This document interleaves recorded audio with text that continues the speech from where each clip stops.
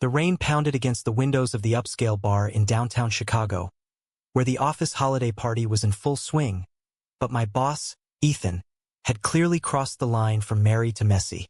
As his junior analyst, I'd watched him down one too many whiskeys, his usually sharp eyes glazing over while he laughed a bit too loudly at bad jokes from the higher-ups. When he stumbled toward the exit, muttering about heading home alone, I couldn't just let him go. Little did I know that offering to drive him would unravel both our lives in ways neither of us could have predicted. I grabbed my coat and caught up to him just outside, the cold December wind cutting through the night air. "Mr. Hargrove, Ethan, let me give you a ride," I said, my voice steady despite the knot in my stomach. He looked at me, his tie loosened and shirt rumpled, and for a split second, something vulnerable flickered in his expression before he nodded, slurring a thanks. We made it to my car, a modest sedan parked a block away, and I helped him into the passenger seat. The drive to his suburban house in Oak Park was quiet at first, broken only by the wipers swishing back and forth. Ethan leaned his head against the window, his breath fogging the glass. "You're a good kid, Alex," he mumbled. "Always reliable. Unlike me tonight." I chuckled lightly, trying to keep things casual. "Everyone has off nights, boss. No big deal." As we pulled onto the highway, the conversation trickled out. Ethan was in his mid-40s, a powerhouse in our finance firm, married with 2 kids, a picture-perfect life from the outside. I'd been working under him for 2 years, admiring his drive and the way he commanded a room. But lately, I'd noticed cracks. Longer hours, more stress, whispers about marital troubles.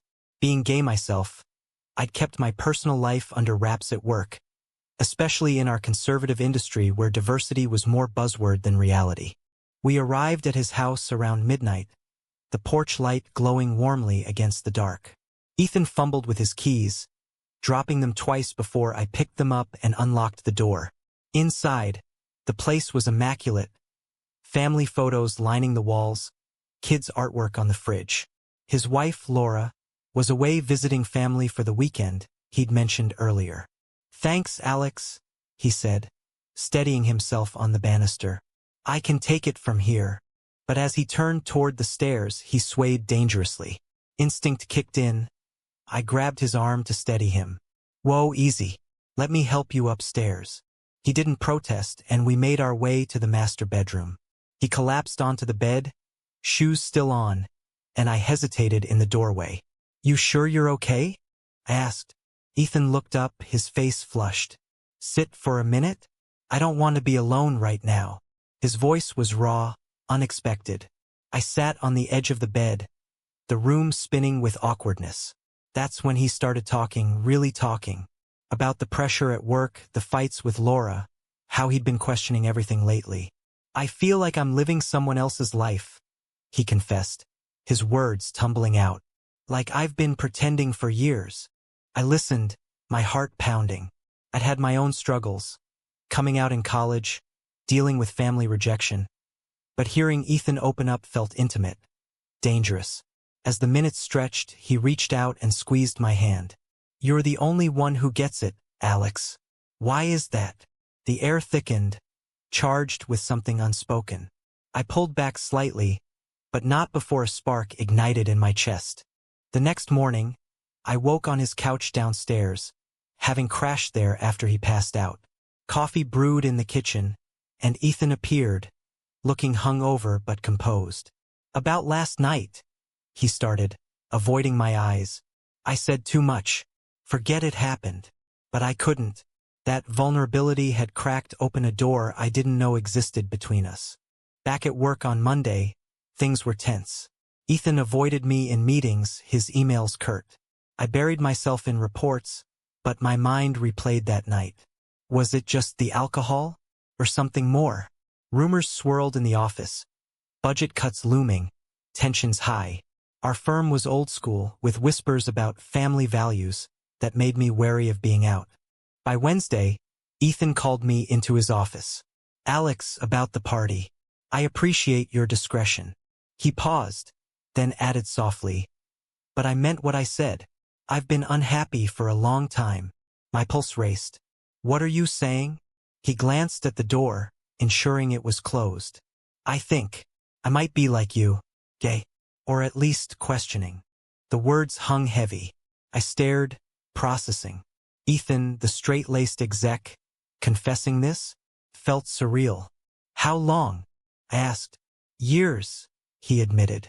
But with the kids, the job. I can't just append everything.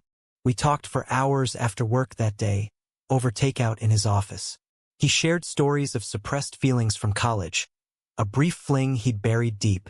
I opened up too, about my ex, the loneliness of hiding at work. A bond formed, tentative and thrilling. Late nights at the office turned into confessions, shared laughs. But conflict brewed. Laura called during one session, her voice sharp through the phone. Ethan hung up, frustrated. She suspects something's off, but not this. Guilt gnawed at me. Was I enabling an affair? No, nothing physical had happened. Yet the emotional pull was undeniable. Social pressures mounted. At a company event, a colleague made a homophobic joke, and Ethan laughed along, his eyes apologetic toward me later. I have to play the part, he whispered. It stung. Meanwhile, my friends warned me, he's your boss, Alex. This could ruin your career. But the connection felt real, worth the risk. One evening, after a grueling day, Ethan invited me to his house again. Laura was out with the kids. We watched a movie, but tension simmered. What if we tried? He asked suddenly. My heart soared, but doubt crept in. You're married, Ethan. This isn't fair to anyone. He nodded, tears welling. I know, but for the first time, I feel alive. That night marked a turning point. We didn't cross lines, but the conversation deepened our entanglement. Days blurred into weeks, stolen moments fueling a secret romance of words and glances. Yet, cracks showed. Ethan's mood swings, my growing resentment at being hidden. The office buzzed with end-of-year frenzy. But for me, it was a minefield of hidden emotions. Ethan and I had fallen into a rhythm. Coded texts, after-hours meetings that lingered too long. One afternoon, he slipped a note into my hand during a team huddle. Meet me at the park after work? My stomach flipped. The park was neutral ground, away from prying eyes. We sat on a bench overlooking Lake Michigan, the winter sun dipping low. I told Laura I need space, Ethan said, his voice steady but eyes uncertain. Not the full truth, but a start. I searched his face. What does that mean for us? He took my hand under the cover of our coats. It means I'm choosing to explore this. With you. Excitement mixed with fear. At 28, I was building my career. Ethan, at 45, had everything to lose. That night, we shared our first real kiss in his car. Tentative, charged with years of repression. It wasn't about lust. It was relief, connection. But reality hit hard the next day when Laura showed up at the office. Eyes red from crying, demanding to speak with him. I overheard snippets through the closed door. Who's the other woman, Ethan? My heart sank. He denied everything, but the lie weighed on us both. Later, he confessed, I can't tell her yet. The kids. His daughter was 12, son 10. Innocent casualties in this mess. Guilt clawed at me. Was I the homewrecker here? Social conflicts escalated. My roommate, Jamal, noticed my distraction. Dude, you're glowing but stressed. Spill. I confided and he exploded.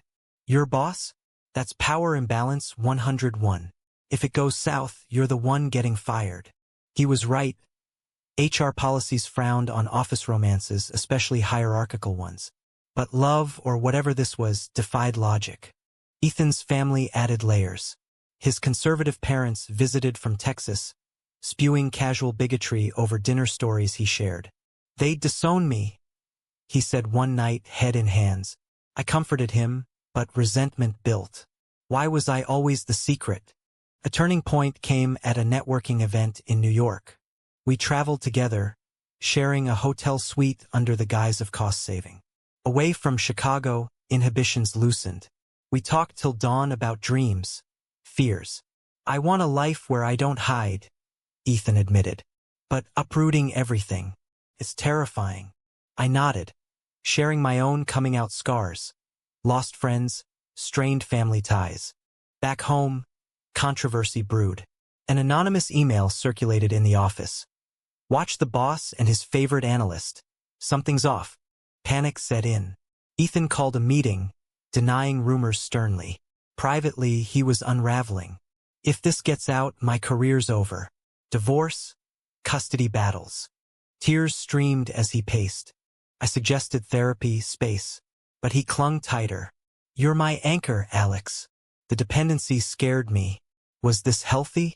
Friends debated when I vented anonymously online. Some called it romantic, others predatory due to the age and power gap. Tensions peaked when Laura confronted me directly. She cornered me in the parking garage after work. Are you sleeping with my husband? Her voice trembled. I froze, denying it technically true, but the emotional affair burned. He's confused, I stammered. She slapped me, tears flowing. Stay away from my family. Shaken, I told Ethan. He was furious, then devastated. I have to end this, he said. But days later, he showed up at my apartment, bags packed. I left her. For us. Joy surged, but doubt lingered. Was this rushed? Selfish? We navigated the fallout together. Ethan moved into a rental, starting divorce proceedings. The kids were heartbroken. Visits were tense. At work, he requested my transfer to another department to avoid conflicts. A smart move, but it felt like demotion. Society's judgments hit hard.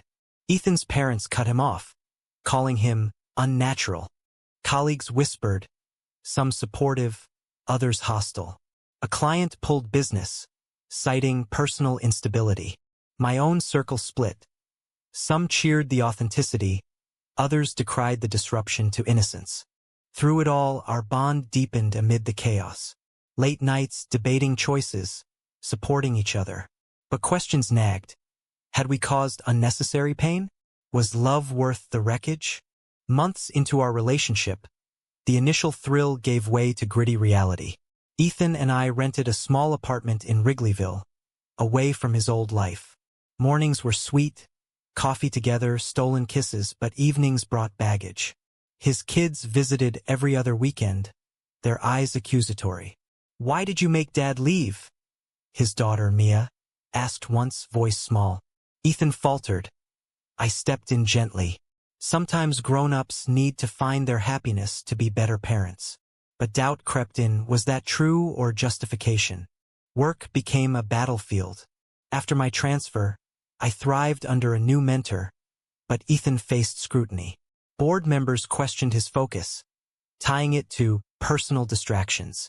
He confided one night, "They're pushing me out subtly," homophobia masked as concern. I urged him to fight, but exhaustion showed. Maybe I deserve it for blowing up my life. Social clashes intensified. At a pride event, my first with him, Ethan hesitated at the crowd. "This isn't me," he whispered amid rainbows and cheers. I felt a pang. Was he ashamed? Later, an argument erupted. "You dragged me into this world," he accused. "No," I shot back. "You chose it." Hurt lingered, highlighting our differences. My open youth versus his closeted past. Family dynamics added fuel. My parents, long accepting, met Ethan over dinner. Awkward at first, but they warmed up. His side? Radio silence. Then, a bombshell. His ex-wife sued for full custody, citing unstable lifestyle. Court dates loomed, lawyers probing our relationship. "Is this love or midlife crisis?" one asked Ethan. He defended us fiercely, but the strain showed. Sleepless nights, weight loss. Controversial moments piled up. A mutual friend hosted a party. Old colleagues attended. Whispers followed. He left his wife for a guy half his age? Ethan overheard, storming out. In the car, he vented. "They think I'm a predator. You're the victim." I reassured him, but internally I wondered. The 17-year gap fueled debates in my mind. Power dynamics shifting from boss-employee to partners. But scars remained. One evening, Mia ran away after a visit, found hours later at a park. "I hate this," she sobbed to Ethan. "Mom says you're going to hell." The words gutted him. We sought family therapy, but progress was slow. I questioned my role. Step-parent figure? Intruder? Emotions swirled. Love for Ethan clashed with guilt over the kid's pain. High drama unfolded at work's annual gala. Ethan, nominated for an award, brought me as his date, our public debut. Applause mixed with stares. A senior partner pulled him aside. "This could tank your career." Ethan stood tall. "Then so be it." Pride swelled in me, but backlash followed. Lost promotions, icy interactions. Personally, intimacy deepened emotionally. We shared vulnerabilities. Ethan's fear of regret. My insecurity about being the other. A weekend getaway to Michigan's lakeshore rekindled spark. "I choose you every day," he said under stars. But returning, reality hit. Laura's lawyer unearthed old emails, twisting innocent words into grooming evidence. The custody hearing was brutal. Witnesses painted Ethan as selfish, me as opportunist. "He's using his position to influence a subordinate," Laura's side argued. We countered with testimonies of genuine love. The judge ruled joint custody, but warned against disruptive influences. Relief mixed with resentment, society's bias evident. Through turmoil, our connection evolved. Arguments sharpened us. Reconciliations strengthened, but external pressures tested limits. A viral social media post from an ex-colleague decried office romances as unethical, subtly referencing us. Debates raged online. Consent versus coercion in power imbalances. Ethan considered quitting, starting anew. "Maybe consulting," he mused. I supported but feared financial strain. My career flourished ironically, perhaps sympathy boosted me. Jealousy flickered briefly, but communication quelled it. As spring bloomed, a fragile peace settled. Kids adapted slowly. Mia even smiled at me once. Yet, underlying tensions simmered, building toward inevitable confrontation. Was our happiness built on others' suffering? The question haunted quiet moments. Summer brought sweltering heat to Chicago, mirroring the boiling conflicts in our lives. Ethan quit the firm after a heated board meeting where homophobic undertones surfaced. "They suggested I tone it down for clients," he fumed, packing his office. Freelance work trickled in, but uncertainty loomed. I picked up extra hours, our roles reversing, he the vulnerable one now. The kid's adjustment hit roadblocks. His son, Jake, acted out at school, blaming dad's boyfriend. Therapy sessions turned heated. The counselor probed, "Alex, do you feel responsible?" I admitted partial guilt, but defended our right to love. Ethan wavered sometimes. "Maybe I rushed this," he confessed one night. "Hurt," I snapped, "then go back." Silence followed, then apology. Our fights grew frequent, raw emotions exposed. Social controversies amplified. A local LGBTQ group invited Ethan to speak on late life coming out. He accepted, sharing our story anonymized. Backlash ensued. Conservative outlets twisted it into promoting family destruction. Protests outside the event, we slipped out back. "Is it worth it?" Ethan asked, shaken. "For authenticity, yes," I replied, but doubt seeded. Laura escalated. She dated someone new, parading him at kids' events. Ethan seethed with jealousy, irrational but human. "She moves on, but I'm the villain?" Tensions peaked when she filed for more child support, citing his lifestyle choices affecting income. Court again, humiliating details aired. The judge sided partially with her, straining our finances. Amid chaos, tender moments anchored us. A quiet anniversary dinner. "1 year since that drunken night," Ethan toasted. We laughed at the irony, recommitting, but external judgments eroded peace. My friends divided. Some hosted us warmly, others distanced, citing messy drama. A major clash came at a family reunion, mine. Relatives grilled Ethan. "So, you left your wife for him?" Awkward silence. One uncle muttered slurs. I exploded, defending us. Ethan pulled me away, but damage done. "Your world's more accepting," he noted bitterly. Mine's shattered. Professional repercussions hit me too. A promotion stalled. Whispers of favoritism lingered despite separation. I confronted my new boss. Is this because of Ethan? She denied, but eyes said otherwise. Frustration built, our love costing careers. Emotional depth plumbed new lows. Ethan battled depression, questioning identity. Was I always gay? Or just unhappy? Therapy helped, but I felt inadequate. My own resentment surfaced. I didn't sign up for this baggage. A brief separation loomed. He stayed with a friend for a week. Solitude clarified we needed each other. Reunion was passionate, promises renewed. But society pushed back. A school incident. Mia defended her dad against bullies, earning suspension.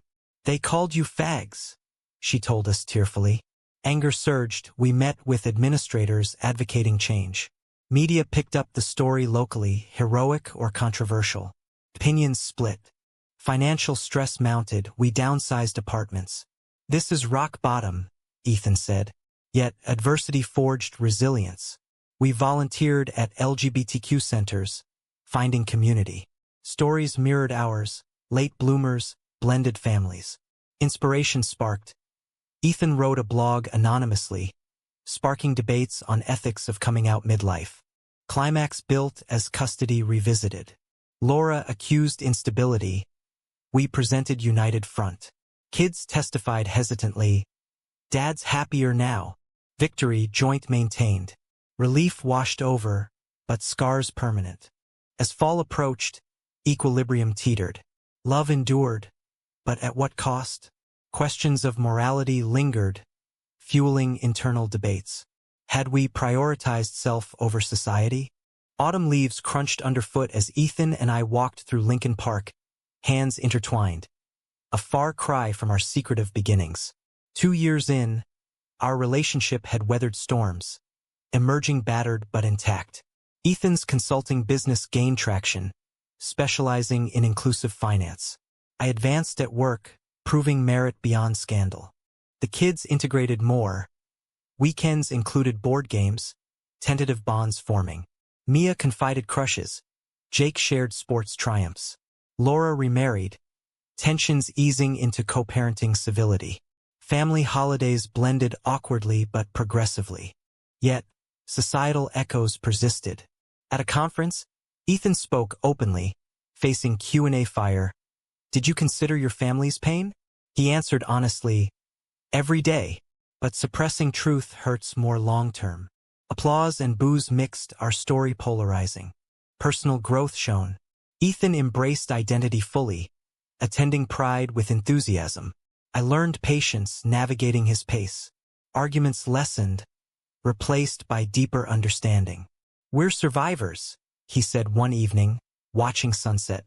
Controversies didn't vanish. Online forums dissected us, anonymously power dynamics, age gaps, family impacts. Friends debated over dinners. Romantic triumph or ethical lapse. We tuned out mostly, focusing inward. A final twist. Ethan's parents reached out, tentative reconciliation. Dinner was stiff, questions probing. We don't understand, but we miss you, his mom said. Tears flowed. Bridges mended slowly. Reflecting, our journey was drama incarnate. Love born from vulnerability, tested by fire. Happiness found, but shadows of pain remained. In quiet moments, we pondered choices' ripples. Was it right to pursue love at the expense of an established family? True or false?